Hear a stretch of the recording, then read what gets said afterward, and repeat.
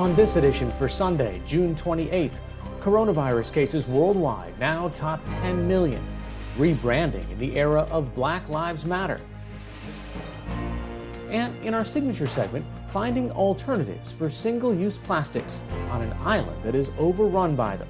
Next on PBS NewsHour Weekend.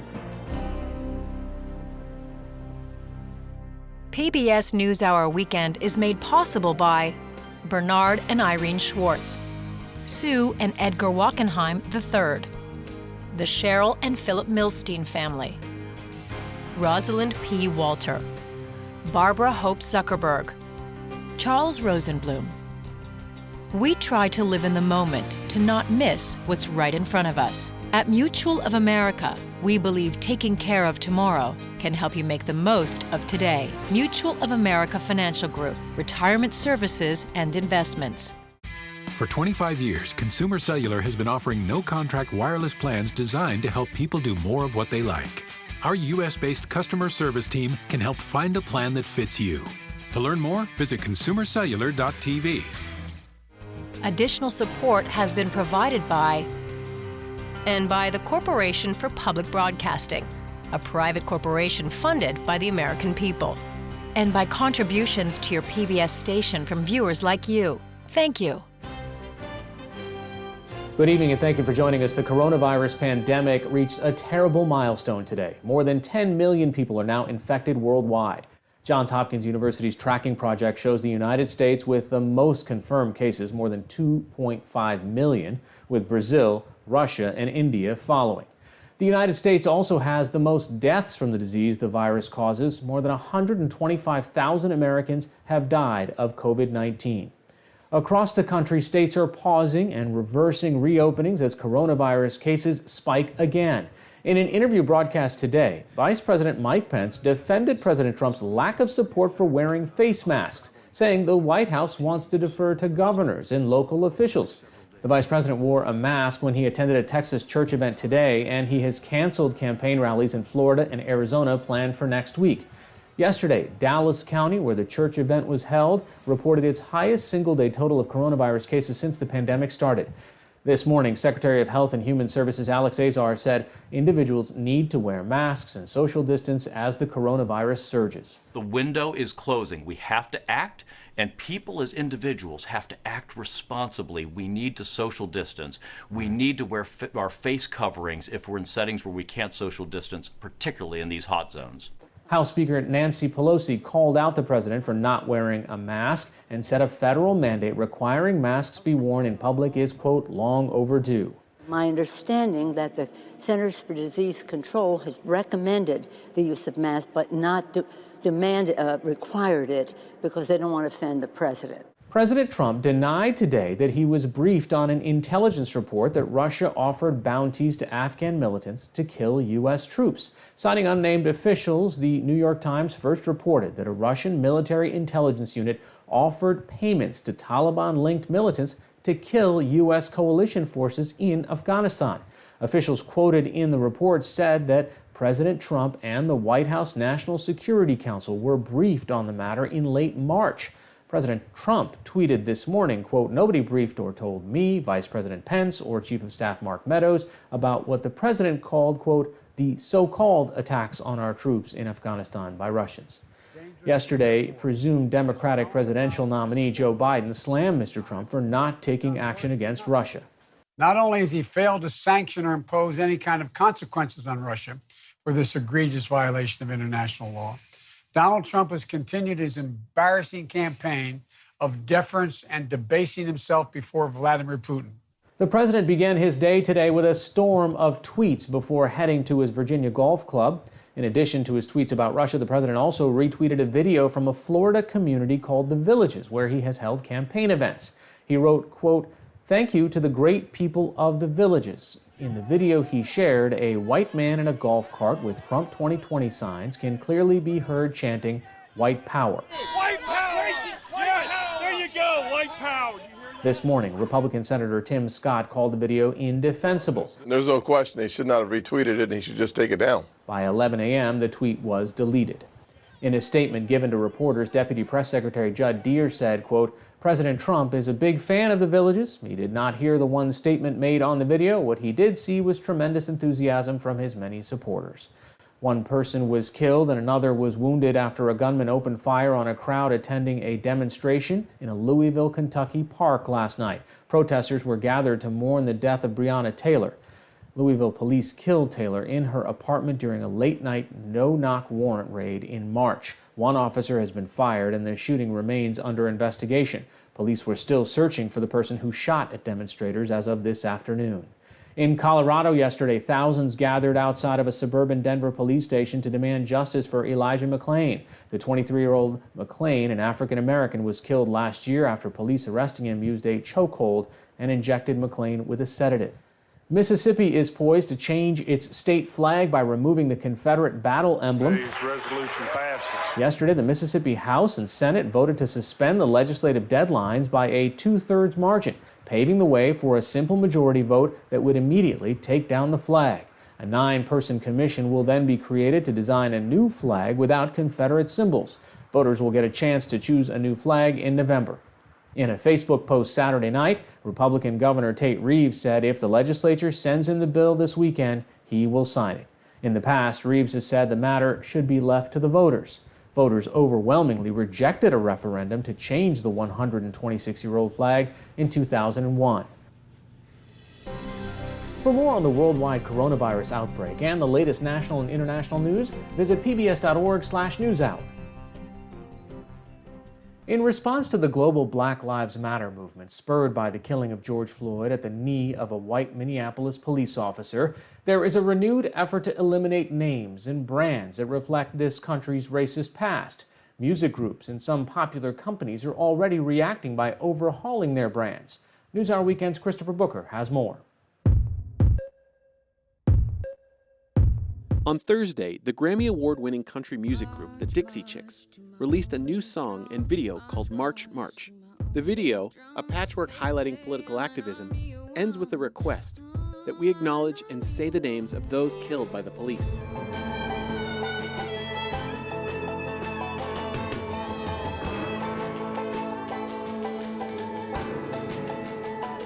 But that's not all that's in the video. With the song came an announcement that the band was changing its name. The trio dropping the Dixie, a nickname often associated with the Confederate South, and now simply going by the Chicks. The group posted on their website, quote, "We want to meet this moment." The band's name change comes after a series of companies announced some of America's most well-known products were discarding names and images considered racially offensive. Companies like Quaker Oats, who said they would be rebranding its Aunt Jemima products. But not everyone has welcomed the change. On Tuesday, during President Donald Trump's rally in Arizona, a recent college graduate decried the rebranding. Aunt Jemima was canceled. And might I mention how privileged we are as a nation if our biggest concern is a bottle of pancake syrup? To David Pilgrim, this type of reaction is in no way surprising. As the founder and curator of the Jim Crow Museum of Racist Memorabilia at Ferris State University in Big Rapids, Michigan, Pilgrim says he understands why people might feel this way. If a person comes to the museum and they see a lynching tree or they see a heavily caricatured object, there's not a lot of conversation. Most people just look at that and think, you know, that's awful. But when you have something like a Mammy cookie jar or Aunt Jemima, and they think, there's nothing racial about this. There's certainly nothing racist about it. It's just a food product. Or they think, this is just something that reminds me of good times that I spent with my family. But for Pilgrim, such a feeling does not excuse the continued use of the character. If you ever came to the Jim Crow Museum and you looked at the hundreds, if not thousands of images of mammies, including the commercial mammies, you'll notice they all, or almost all, are smiling. Well, there's nothing wrong with smiling, but you are reinforcing the idea that African Americans, in this case African American women, are happy being servants. Aunt Jemima got its name from a minstrel song popular over 130 years ago. In the early 1890s, Nancy Green, a former slave, was hired to become the face of the brand. She would be the first of many Aunt Jemimas. When I look at Aunt Jemima, I'm already looking at 100 years of Aunt Jemima branding. So, you know, the one today looks like my aunt, But the ones over the years, I mean, the first one was absolutely brutal. I mean, it's just an old-fashioned caricature. And Quaker Oats North America, the maker of Aunt Jemima, agrees. In their press release announcing the rebranding, the company says, "We recognize Aunt Jemima's origins are based on a racial stereotype. While work has been done over the years to update the brand in a manner intended to be appropriate and respectful, we realize those changes are not enough." But the corporate message is not resonating with everyone. Posts on Facebook and other social media platforms have echoed the sentiment that came from this week's Trump rally. I've seen people on social media saying, you know, like, what does this have to do with anything? The justice movement, which was set off by the brutal murder of George Floyd, has forced all of us to re-examine the role of racism in the larger society and in ourselves. Addressing Uncle Ben's or addressing Aunt Jemima, they're a part of the same problem. This is about a nation beginning the process of coming to grips with some parts of its past which have morphed into the present. How do you think we will view Aunt Jemima 20 or 30 years from now? I applaud the companies that are having the difficult discussions and actually changing their brands, but they should have changed them. I mean, if your brand has a racist slur in the title, if the title itself is a slur, or if it caricatures a group of people, then you should be having these discussions, and I would hope that you would be making these changes. I don't want to live in a country where it's illegal for someone to use a racist brand, or a sexist brand, or a brand that is homophobic. But I want to live in a society where we're mature enough to not do it, where a company, pressured or otherwise, comes to the conclusion that this is not how we want to represent ourselves.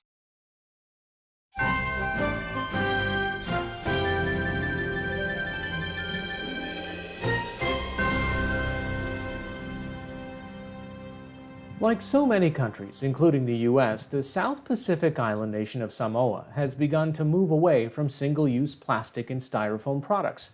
But it's actually harder for Samoa and other islands because just about everything they consume is imported by sea or air.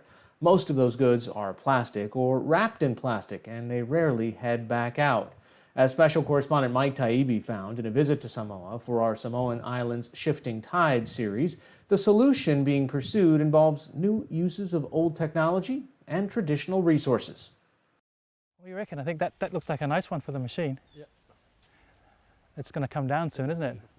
James Atherton is vice president of the Samoa Conservation Society, and with his cousin Alan Schwalger spends part of each day walking among the palm trees.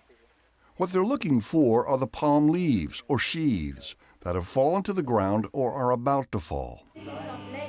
And the machine they'd be good for is this one, a hydraulic press made in India that uses heat and 5 tons of pressure for a single minute to make these inexpensive plates and bowls that he says can be washed and reused for months and that are not plastic or styrofoam. However, we've only got one small machine with 3 burners. To get to the point of making money on the basic product, we'll probably need 2 or 3 more of those to churn out 1,500 units a day. To stay in production, his company, Samoa Green Products, turns out its basic products, plates and bowls and bamboo straws, but has now added expensive gift and handicraft items ranging from platters to coasters and other ornamental items. The venture still doesn't quite break even. But it has to work as a business. Absolutely. I think even as an environmentalist, one can't be too idealistic about our trying to be green. We have to have green solutions that are cost effective and that make money. Otherwise, it just doesn't work. There's certainly a market for a green alternative. Last year, Samoa banned single-use plastic bags, joining Fiji, Vanuatu, and New Zealand in that first step. And later in June, styrofoam cups and containers will also be banned as soon as the stores exhaust their stockpiles of those products. Educating people, don't litter, don't illegally dump, dispose of your waste properly. Vicki Hall is the Waste Management and Pollution Control Director at SPREP, the Secretariat of the Pacific Regional Environment Program. She says the transition can't happen quickly enough. There is a number of plastics that are not necessary. They can be substituted or designed out of products. Atherton isn't the only green products designer who's hard at work. In fact, he's now partnering with the Scientific Research Organization of Samoa to source alternative plant materials for eco-friendly plates and bowls. For example, besides palm trees, there's at least one resource that is plentiful on the island. So we strip it into small pieces. Fidi Laupua, a statistician by training, is leading the effort to turn the trunk of the ubiquitous banana tree into the go-to replacement for a range of plastic products. He took us through the steps. So you have to boil it with sodium hydroxide or lye. What does that do? It breaks it down so that it's easy to blend and to make a pulp out of it. The pulp is pressed into sheets, and eventually, from out of the dehydrating oven, sheets of banana fiber fabric that can easily be molded to make plates, cups, utensils, or containers. You know, the things we've been using forever. It's labor-intensive, but Laupua says the machines to do much of that labor are not hard to conceive or fabricate. Do you think it'll happen? If we get the funding, yes, it'll happen. Oh, is that a yes or no? Do you think it'll happen? Well, if there's a will, there's a way, yeah. There's a top-down effort by the government here to impose that will. Billboards and signs everywhere, even on city buses. Support the plastic ban. No more straws. Keep Samoa plastic-free. And the ban is the law, a nationwide law that's about to cover styrofoam products too. Samoa's population is just under 200,000, about the same size as Akron, Ohio, Shreveport, Louisiana, Yonkers, New York. Imagine telling everyone and every business in a population that size that as of a certain date, no more single-use plastic items. It's against the law. Here, in a small country with a big plastic pollution problem, the response seems to be, let's go for it. Stores and markets keep the message clear, and their customers are paying attention. 80 to 85% by official and unofficial estimates using biodegradable or reusable bags for their purchases. There is a concern, though, that Samoa's efforts to fend off plastic pollution are too little, too late. That the ban is a good move, but that in practical terms, setting up recycling bins and collection points means next to nothing. At the country's one sanitary landfill, manager Fauluga Pamita told us that there's no company or country willing to take on the task of recycling the more than 8,000 tons of plastic refuse generated annually in Samoa in the years prior to the ban. That's a lot of plastic refuge for one island. What happens to it? It's just there, right? It's all end up in the landfill. And even if Samoa could handle its own recycling dilemma, there's little to be done about the constant low-speed tsunami of plastic infusion in the surrounding ocean. There are huge Pacific garbage patches, the nearest twice the size of Texas, with plastic a dominant component, even as those plastics eventually break down. So much so, in fact, that a 2018 study of 34 commercial fish species in the region showed that 97% had at least trace amounts of microplastics. That's 30% higher than the global average. We know plastics get into the food chain and affect the animals, obviously, that eat it, the fish and other animals that eat it. And then, of course, we consume those animals, and therefore there's a microplastic crisis. In terms of the business. That's why Atherton, long an environmentalist after all, traveled to southern India to see how whole regions have managed for years without single-use plastics, how they've learned to cultivate palm plantations to supply a small-bore industry that turns out plates and bowls and cups and utensils that are now the norm. What you see here in Samoa is discarded polystyrene plates. You don't see that in India. People are now using palm plates everywhere for their food. So Atherton brought one of those India-made presses home and cranked it up. Convinced, by the way, that palm leaves aren't the only source material he'll eventually use. Samoa is an appealing tourist destination that can't afford to be overrun by plastic pollution. And changes in laws and in how consumers consume seem a logical way that these island gems in the blue Pacific can retain their luster. I think in the future, all Pacific islands can get to the point of mass production of these items. We're at a state on this planet that we have to make bold choices and difficult choices in the way we live our lives and our behavior. Business has slowed these months because of the pandemic-induced stall in trade and travel, but it hasn't stopped. And with the ban in place and apparently popular, Atherton says it won't stop.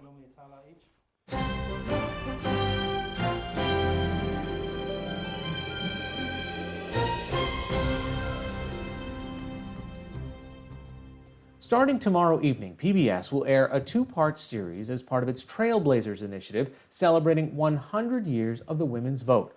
Co-produced by POV, the documentary titled And She Could Be Next follows women candidates and organizers at the heart of a movement called the New American Majority, who are transforming politics from the ground up. Grace Lee and Marjan Safiniya are producer and director of the series. I recently spoke with them about the documentary. Going into 2020, and I don't know if you're still in touch with all of these different characters, but are they as engaged, as excited, as committed as they were in 2018? Marjan, let me start with you. Yeah, I mean, I would say more so, right? More so because the fight continues. We're very much in touch with the organizers. They're all very much still organizing. In the end, it is a nationwide movement, right? The uprisings that we've seen in the streets are the New American Majority. It's just a very diverse group of Americans who just have a very different vision for what this country should be. And now there's enough numbers that there's a real sort of opportunity to claim power. Grace?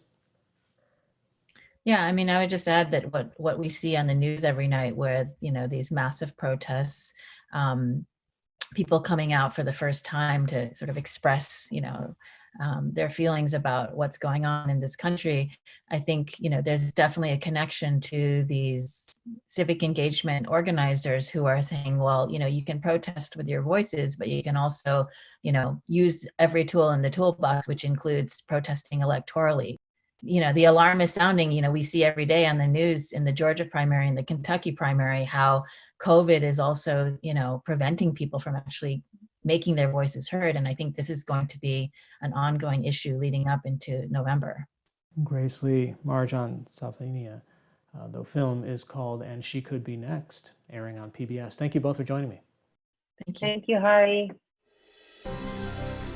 And She Could Be Next airs on POV tomorrow and Tuesday night. And for our extended interview with Grace Lee and Marjan Safiniya, go to pbs.org/newshour. As we celebrate Pride this month, we are reminded of a community that has fought to have its voice heard and has endured a different type of epidemic, the AIDS crisis. Decades ago, Stefan Lynch was raised by gay parents in the 80s as HIV/AIDS was taking hold on the community and people around him.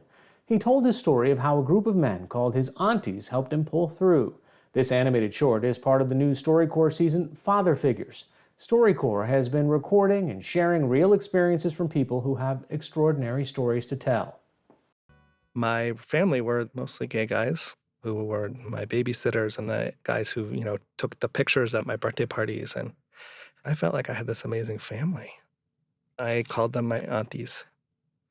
And it was a really wonderful, amazing world that came crashing down. Starting in '82, the first person I knew died of AIDS. A young guy named Steve. And how old were you at the time? I was 10 when he was diagnosed. I remember I was on the beach at Fire Island, and I saw him, and he was covered in these purple spots. And within, I think, 2 months, Steve was dead. And it was pretty much a succession of deaths of my family throughout the next decade. My stepdad, Bill, died in '87. My dad died in '91 after a really grueling 6 months of me taking care of him. I was 19 and was on a break from college and exhausted from taking care of my dad. And I called up my Auntie Eddie. I said, "Can you help?" And within a week, he'd organized 40 people to do round-the-clock shifts. He was the only other person in the room with me and my mom when my dad died. At that point, everyone had died except for a handful of stragglers who I now hold near and dear to my heart, my aunties. It was a powerful family. There was a lot of love. And they modeled for me how to survive an epidemic even if you were dying while doing it.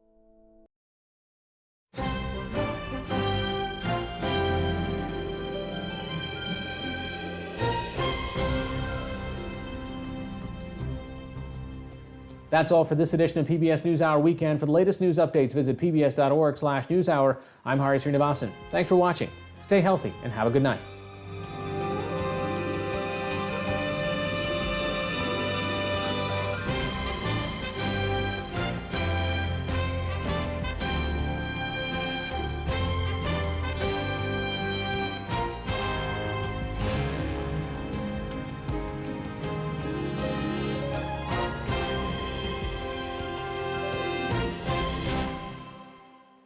PBS NewsHour Weekend is made possible by Bernard and Irene Schwartz, Sue and Edgar Wachenheim III, the Cheryl and Philip Milstein family, Rosalind P. Walter, Barbara Hope Zuckerberg, Charles Rosenblum. We try to live in the moment to not miss what's right in front of us.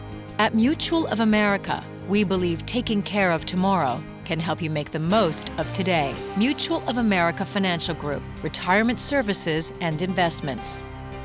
Additional support has been provided by Consumer Cellular and by the Corporation for Public Broadcasting, a private corporation funded by the American people. And by contributions to your PBS station from viewers like you. Thank you.